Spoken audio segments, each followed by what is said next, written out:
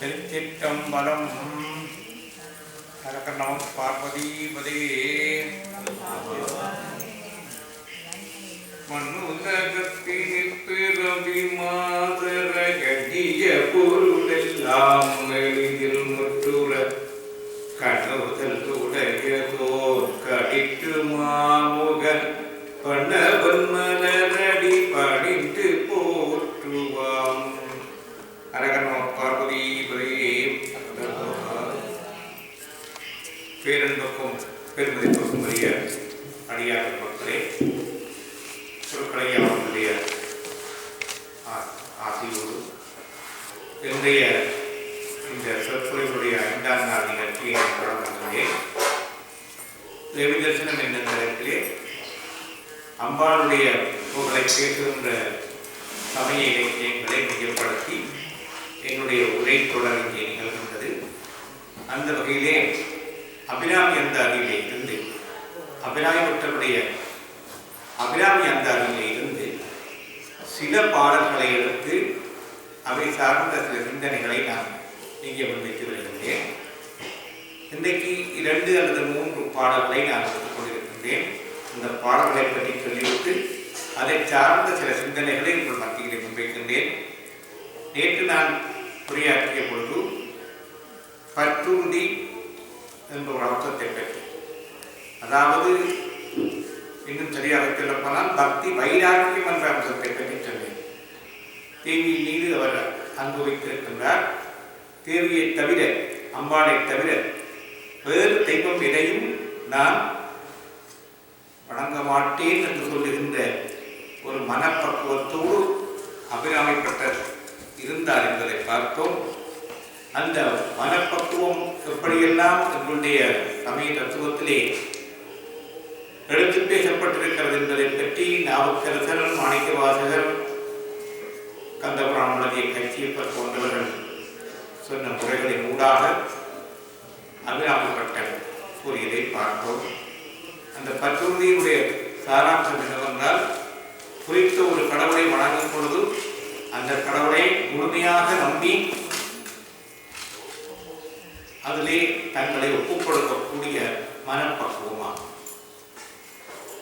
இந்த பற்றுறுதி நடத்ததாக இன்றைக்கு நாங்கள் பார்க்க போகின்ற பாடல் ஒரு முக்கியமான 3 பாடல்களை நான் எடுத்துக் கொண்டிருக்கின்றேன். ஒரு பாடல் சொல்லும் பொருளும் என நடமாடும் துணைவருடன் புல்லும் பரிமள பூங்கொடியே நின் மனத்தால் அல்லும் பகலும் தொழும் அவர்க்கே அழியாத அரசும் செல்லும் தவனரையும் சிவலோகமும் சித்திக்குமே. இது ஒரு பாடல். உமையொரு பாகனும் ஏக உருவில் வந்து இங்கு எமையும் தமக்கு ஏவல் செய்ய வைத்தார். இனி எண்ணுதற்கு சமயங்களும் இல்லை, என்றெடுப்பால் ஒரு தாயும் இல்லை, அமையும் அமையுடைய மேல் வைத்த ஆசையுமே என்பது 2ஆம் பாடல். அடுத்ததாக ஒரு பாடல் வருகிறது. ஒன்றாயிருந்து பலவாயிருந்து இங்கு உலகங்குமாய் நின்றாள் அனைத்தையும் நீங்கி நிற்பாள் எந்த நெஞ்சினுள்ளே ஒன்றாது நின்று புரிகின்றவா இப்பொருள் யார் அறிவார் அன்றால் நிலையில் துகின்ற பொம்மானும் அமைகிறேன். இந்த 3 பாடலை தான் இங்கே எடுத்துக் கொள்கின்றேன்.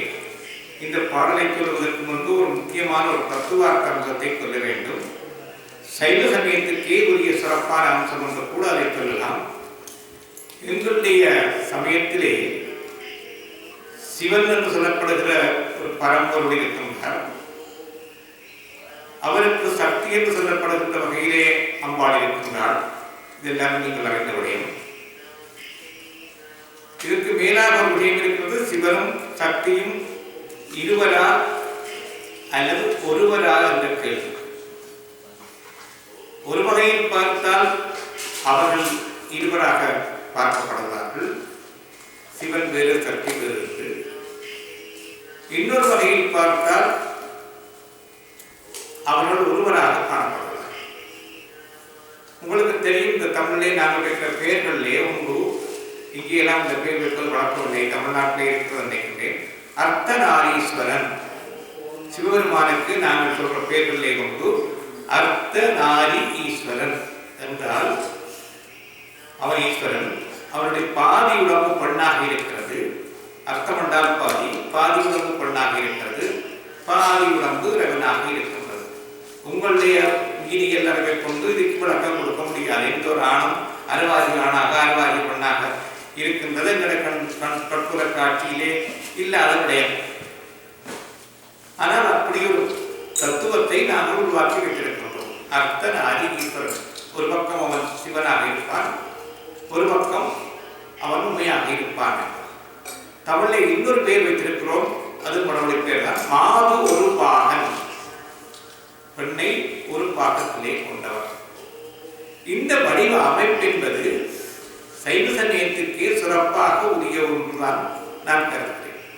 இப்ப இந்து சமயத்திலே வைஷ்ணவம் என்ற ஒரு பிரிவு இருக்கிறது. உங்களுக்கு தெரியும். நான் கத்தோலிக்கத்தையோ அல்ல இஸ்லாமிய சமயத்தை பற்றி இங்கே பேச வரவில்லை. என்றால் நான் இந்து சமயத்தை சேர்ந்தவர் என்ற வகையிலே இந்து சமயத்துக்கே வைஷ்ணவம் என்ற ஒரு சமயம் இருக்கிறது. உங்களுக்கு தெரியும்.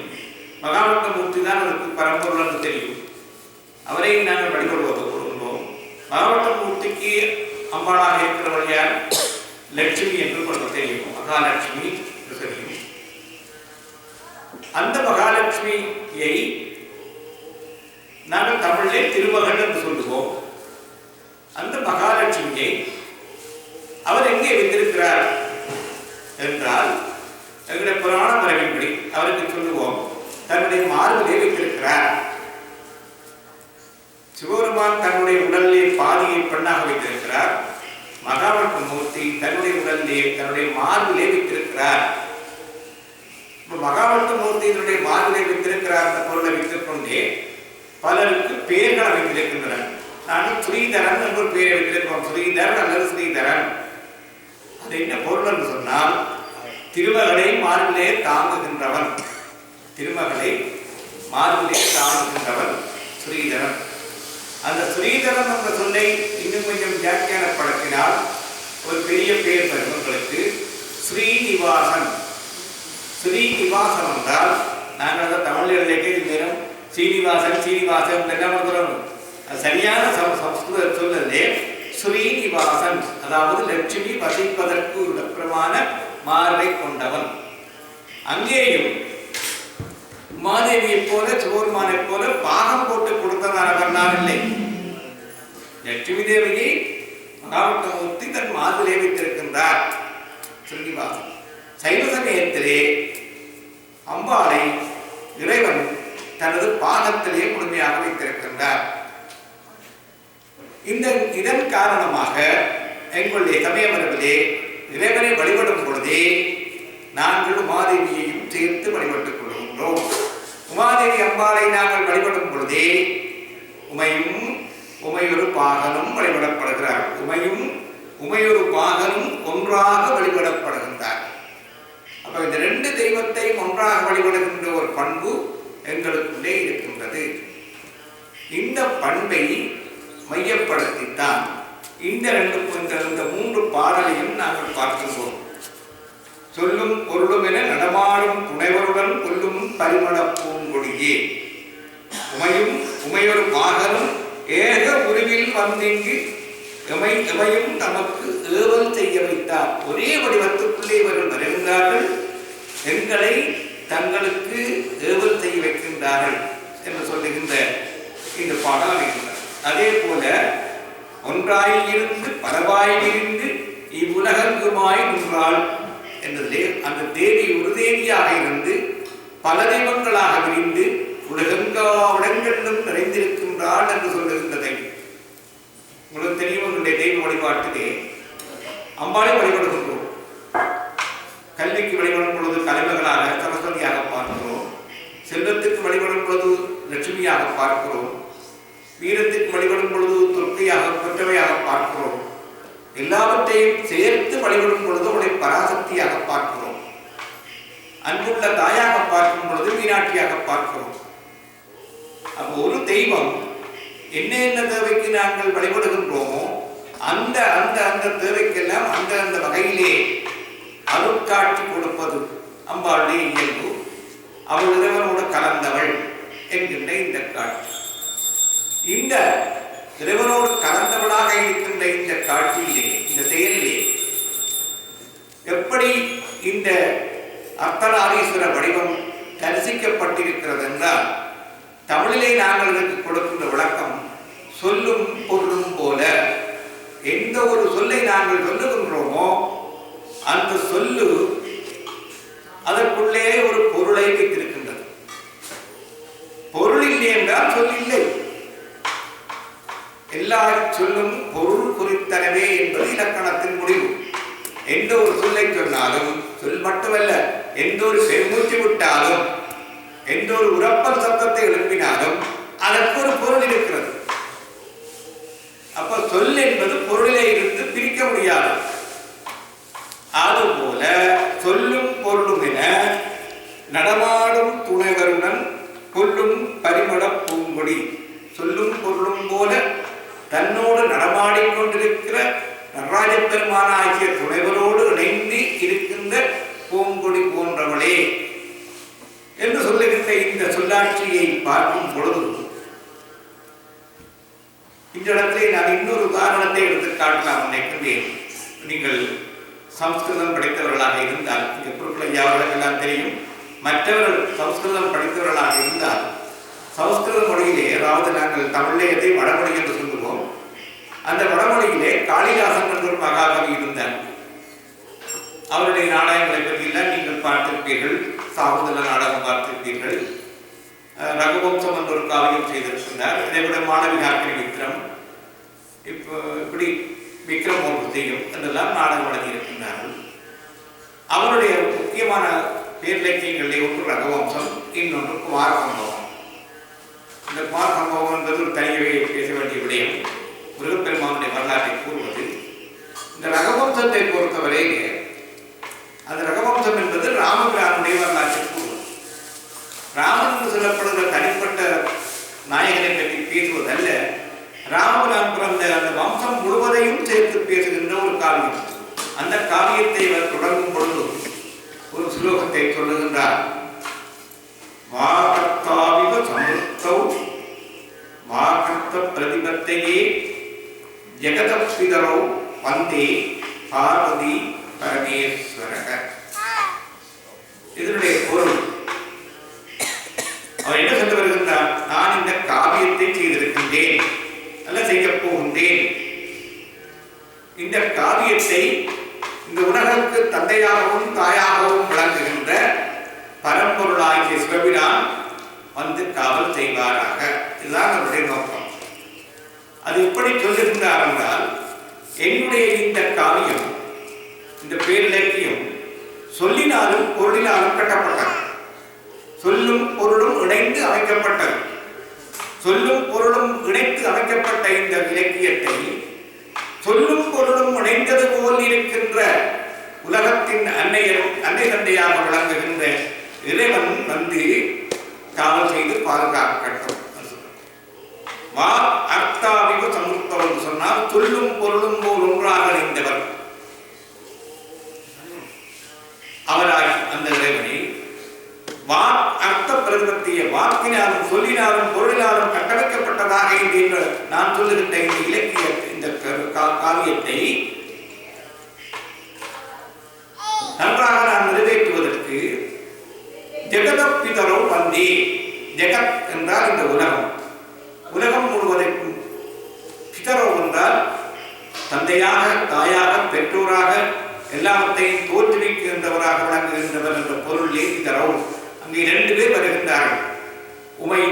உமை ஒரு பாகனும் வருகின்றார். ஜெகத பிதரவாகிய அந்த இருவரையும் வந்தே நான் வணங்குகின்றேன். நான் சொல்லுகின்ற காவியம் சொல்லும் பொருளும் கலந்தது. இதற்கு அருள் செய்வதற்கு சொல்லும் பொருளுமாக அமைந்திருக்கின்ற இந்த உலகத்திற்கு தாயாக, தந்தையாக விளங்குகின்ற அந்த பரம்பொருளை நான் வணங்குகின்றேன் என்று சொல்லித்தான் தொடங்குகிறார். எனக்கு இந்த பாடலை படித்த உடனே அந்த காளிதாச மகாகவியினுடைய வாகர்த்தாவிவ சம்புத்தம் என்ற அந்த சொற்றொடருக்கும் இங்கேயும் அதே மாதிரி சொல்லும் பொருளும் என நடமாடும் துணைவருடன் புல்லும் பரிமள பூங்கொடியே என்ற சொல்லுக்கும் இருக்கின்ற தொடர்பை நான் பொருத்தி பார்க்கிறேன். எவ்வளவு தூரம் இந்திய வரவிலே வடபடையிலே உஜ்ஜயினி மாநகரத்திலே காவியம் பாடிய காளிதாசனுக்கும் தமிழ்நாட்டிலே திருக்கடம்பூர் அபிராமியை பாடிய அபிராமி பட்டருக்கும் இடையிலே ஒரே விதமான சிந்தனை எவ்வாறு வந்திருக்கின்றது என்று பாருங்கள். இதுதான் எங்களுடைய பண்பாட்டினுடைய ஒருமைப்பாடு. அந்த பாகத்தாய சம்ருத்தம் என்ற ஸ்லோகத்துக்கு வேறும் ஒரு பொருள் சொல்லுவார்கள். அதாவது நேரடியாக சிவபெருமானை மாதவியையும் பாடியது என்று மட்டுமல்லாமல் அதற்கு மேலாக காளிதாசனுக்கு சைவ சமயத்திலே சிவன் மீது ஈடுபாடு உண்டு, வைஷ்ணவ சமயத்திலே பகவான் கிருஷ்ணர் மீது ஈடுபாடு உண்டு. எனவே அந்த காப்பு தெய்வங்களுக்குள்ளே அவன் ஒரே தெய்வத்திலே 4 தெய்வங்களை வணங்கிவிட்டார் என்று சொல்லுவார். எங்களுக்கு படிப்பித்தார் பேராசிரியர். எப்படி என்று சொன்னால், பார்வதி ப ரமேஸ்வரக, பார்வதி அம்மாள், ப என்றால் அவனுடைய கணவன் சிவன். அந்த பார்வதி ப என்பதற்குள்ளே அம்பாளும் வந்துவிட்டால் சிவனும் வந்துவிட்டார். அங்காலே ரம ஈஸ்வரக, ரமா என்றால் லட்சுமி, ஈஸ்வரன் என்றால் விஷ்ணு. ரமாவுக்கு ஈஸ்வரன், ரமேஷ் என்றால் திருமகளுக்கு நாயகன், லட்சுமிக்கு கணவன். எனவே நான் ரமேஷையும் வணங்குகிறேன், பார்வதி பதியாக்கிய சிவனையும் வணங்குகிறேன், சிவனையும் வணங்குகிறேன், மாதவியையும் வணங்குகிறேன், விஷ்ணுவையும் வணங்குகிறேன், லட்சுமியையும் வணங்குகிறேன். இது எல்லாரையும் வணங்கி நான் என்னுடைய இந்த காவியத்தை தொடங்குகிறேன் என்று ஒரே நேரத்திலே எல்லா தெய்வங்களுக்கும் கொடுக்கக்கூடிய ஒரு வழிபாட்டை, ஒரு உணர்வை, ஒரு பக்தியை அந்த காளிதாச மகாகவி அங்கே புலப்படுத்தி இருக்கின்றார். எனவே எங்களுக்கு ஒரு தெய்வத்தை வழிபடும் பொழுது அந்த ஒரு தெய்வத்திற்குள்ளே எல்லா தெய்வத்தையும் கொண்டு வந்து பொருத்தி பார்க்கின்ற அந்த பண்பு, ஒரு தெய்வத்தை வழிபடும் பொழுதே அந்த ஒரு தெய்வத்துக்குள்ளே எல்லா தெய்வத்தையும் கொண்டு வந்து பொருத்தி பார்க்கிற அந்த பண்பு, இது குழந்தை பெண்ணாகி ஆணாய் அலியாய் புறங்கொழுதியே பெண்ணாகி மண்ணாகி இத்தனையும் வேறாகி கண்ணார உதவுமாய் நின்றான் என்று மாணிக்கவாசர் சொல்லுவார்கள். சொல்லும் பொழுது அவன் பெண்ணாக இருக்கிறான், ஆணாக இருக்கிறான், அலியாக இருக்கிறான், ஒளி வடிவமாக இருக்கிறான், புறங்கொழுதியே மண்ணாகி பெண்ணாகி இத்தனையும் வேறாகி கண்ணார உதவுமாய் நின்றான் என்று சொல்லி இறைவனுடைய தத்துவத்தை எல்லாமாக காட்டுவார். இது எல்லாமாக காட்டும் பொழுதே எனக்கு மணிவாசல் இன்னொரு வார்த்தை ஞாபகம் வருகிறது. தாயிற் சிறந்த தயாவான தத்துவனே, இறைவனை தாயாக பார்க்கின்றார், தாய்விட மேலாக பார்க்கிறார், பால் நினைந்து ஊட்டும் தாயாக பார்க்கிறார், தாயின் மேலாக பார்க்கிறார். தாயிற் சிறந்த தயாவான தத்துவனே. நாங்கள் சின்ன வயதிலே படிக்கும் பொழுது தவறாக பாடலாக்கினது, பிறகு திருத்திக் கொண்டது. தாயிற் சிறந்த தயவான தத்துவனை என்றுதான் நாங்கள் சின்ன வயதிலே பாடலாக்கினது. பிறகு கொஞ்சம் பொருள் விளங்கி படிக்கும் பொழுது தயவான தத்துவன் அல்ல, தயாவான தத்துவன். தயா என்றால் கருணை வடிவாக விளங்குகின்ற எல்லாவற்றுக்கும் மேலானவன். அப்ப எங்களுடைய பண்பிலே இறைவனை நாங்கள் பெண்ணாக பார்க்கிறோம், இறைவனை இணைந்தவர்களாக பார்க்கிறோம், இறைவனுக்குள்ளே எல்லா வடிவங்களும் கலந்திருக்கின்றதை பார்க்கிறோம். ஒரே பாடலுக்குள்ளேயே பல தெய்வங்களை உள்ளடக்கி பார்க்கக்கூடிய ஒரு பண்பு எங்களுக்கு இருப்பதை பார்க்கிறோம். அந்த பண்பெல்லாம் கலந்து வருகின்ற பாடலாகத்தான் இங்கே வருகின்ற உமையும் உமையொரு பாகனும் ஏக உருவில் வந்திங்கு எவையும் தமக்கு ஏவல் செய்ய வைத்தார். எனவே அம்பாளை நீங்கள் வழிபடும் பொழுதே அம்பாளுக்கு பக்கத்திலே சிவபெருமானும் பக்கத்திலே வந்து நிற்கின்றார். எனவே ஒரே நேரத்திலே நீங்கள் 2 பேர் வழிபட்டு விட்டீர்கள். எவையும் தமக்கு ஏவல் செய்ய வைத்தார். இனி எண்ணுதற்கு சமயங்களும் இல்லை, இதைவிட வேறு சமயங்கள் எங்களுக்கு தேவையில்லை. ஈண்டெடுப்பாள் ஒரு தாயும் இல்லை, இந்த தாயை தவிர எங்களை பெறுவதற்கு, எங்களை வளர்ப்பதற்கு, எங்களுக்கு உதவி செய்வதற்கு வேறு ஒரு தாயும் எங்களுக்கு தேவையில்லை என்று சொல்லுகின்ற மாதிரி ஒற்றை தெய்வத்துக்குள்ளேயே அனைத்து தெய்வத்தின் உணர்வுகளையும் பெறத்தக்க வகையிலே அன்னையாகவும் தந்தையாகவும் பார்க்கின்றோம். ஒன்றாய் இருந்து பலவாய் விரிந்து இவ்வுலகங்குமாய் நின்றாள். உலகம் முழுவதிலேயும் அவள் கலந்திருக்கின்றாள். அனைத்தையும் நீங்கி நிற்பாள், எல்லாவற்றுக்குள்ளேயும் பறந்திருக்கிறாள். ஆனால் எல்லாத்துக்கும் வெளியிலேயும் இருக்கிறாள். இது ஒரு மிக நுட்பமான ஒரு செய்தி. அது மட்டும் நான் சொல்லி நிறைவு செய்யலாம் நினைக்கின்றேன். எங்களுடைய சைவ சமய தத்துவத்திலே காணுகின்ற எல்லா பொருளிலும் நாங்கள் இறைவனை காணுகின்றோம். அது உங்களுக்கு தெரியும். எந்த இடத்திலேயும் நாங்கள் இறைவனை காணலாம். மனிதனுக்குள்ளே இறைவனை காணலாம், காணுகின்ற எல்லா பொருளுக்குள்ளேயும் இறைவனை காணலாம், எல்லாவற்றுக்குள்ளேயும் இறைவன் நிறைந்திருக்கின்றான் என்று சொல்லுவோம். எங்கும் எவையும் எரியுறு நீர் போல் ஏகம் தங்குபவன். எல்லா இடத்துக்குள்ளேயும் எரியுறு நீர் போல், அதாவது சுடுதண்ணிக்குள்ள சூடு தண்ணீரை கலந்திருக்கிறது போல எல்லாவற்றுக்குள்ளேயும் அவன் கலந்திருக்கின்றான் என்று சொன்ன உடனே உணவே சொல்வார்கள். அப்ப எல்லா இயக்க பொருளுக்கும் உணவன் இருக்கிறான். அந்த இயற்கையே கடவுள் தானே என்று நான் ஒரு கேள்வி கேட்போம்.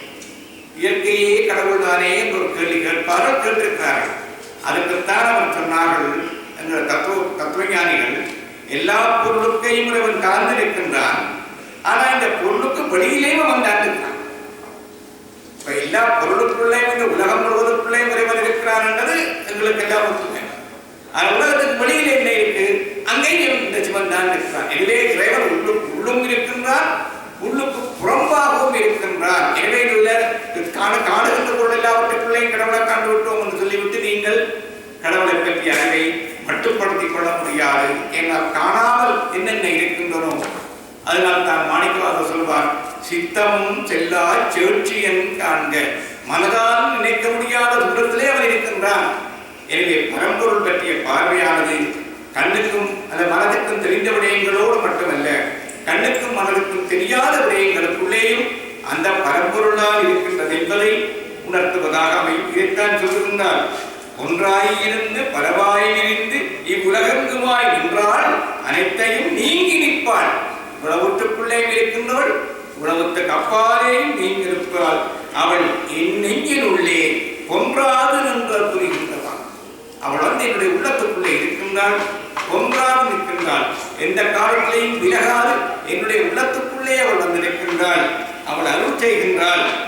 அன்பர் என்பவர் அப்படி இப்பொருள் யார் அறிவார்? இவ்வாறு அவளுடைய உள்ளத்திற்கே வந்து நிற்கின்றதை இந்த உலகத்திலே யார்தான் அறிந்து கொள்வார்கள்? ஆனால் ரெண்டு பேருக்கு தெரியும் என்று சொல்ற அபிராமிப்பட்டர். ஒருவர் யார் என்றால் அந்த திருமாலுக்கு தெரியும், மற்றது சிவபிரானுக்கு தெரியும். எனக்குள்ளே வந்து அம்பாள் நிற்கிறாள் என்றால் திருமால் அவளுக்கு அண்ணன், இவன் அவளுக்கு கணவன். அந்த ரெண்டு பேருக்கும் தெரியும் எந்த நெஞ்சுக்குள்ளே அம்பாள் நிற்கின்றார் என்று அவர் சொல்லுகின்றார். அப்ப அம்பாளை பற்றிய வழிபாட்டுக்குள்ளே நீங்கள் திருமாலை பற்றியும் தெரிந்து கொள்கிறீர்கள், சிவபிரானை பற்றியும் தெரிந்து கொள்கிறீர்கள். ஒரே தெய்வத்தை வழிபடுவதற்கூடாக அனைத்து தெய்வத்தையும் வழிபடுகின்ற அந்த உணர்வை பெற்றுக் கொள்ளுகிறீர்கள். இது அம்பாளுடைய அபிராமியின் பட்டருடைய இந்த அபிராமி இந்தாலைக்குள்ளே எங்களுக்கு கிடைக்கின்ற ஒரு தத்துவம், அந்த அறிவு அல்லது விஞ்ஞானம் என்று கூறி இன்றைய உரை இந்த நிலையை நிறைவு செய்யலாம் நினைக்கின்றேன். என்னுடைய அடுத்த உரை நாளை மறுநாள் ஞாயிற்றுக்கிழமை 2 நாளும் இல்லாமல் அதற்கு அடுத்து வருகிற திங்கட்கிழமையிலே இதே நேரத்திலே நடைபெறலாம் என்று கூறி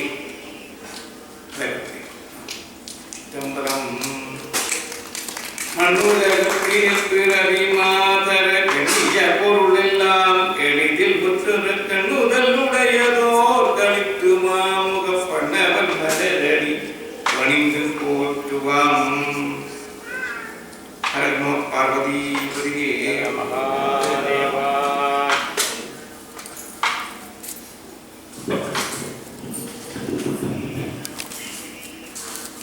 ஐயா அவர்கள் பல சிரமங்களுக்கு மத்தியிலும் எங்களுடைய வேண்டுகோளை ஏற்று பல தத்துவங்களை எல்லாம் ரசமாக பொழிந்து உங்களுக்கு வழங்கி இருக்கின்றார்கள். இதில் எவ்வளவு தூரம் உங்களுடைய மனம் அதில் சென்றிருக்கின்றதோ அதை அம்பாள் அறிவாள். ஐயா சொன்னது போல மகாவிஷ்ணு அறிவார், பரமேஸ்வரன் அறிவார், அதே போல நீங்களும் அறிந்து கொள்வீர்கள். எனவே யாரும் அறியாத தத்துவங்களை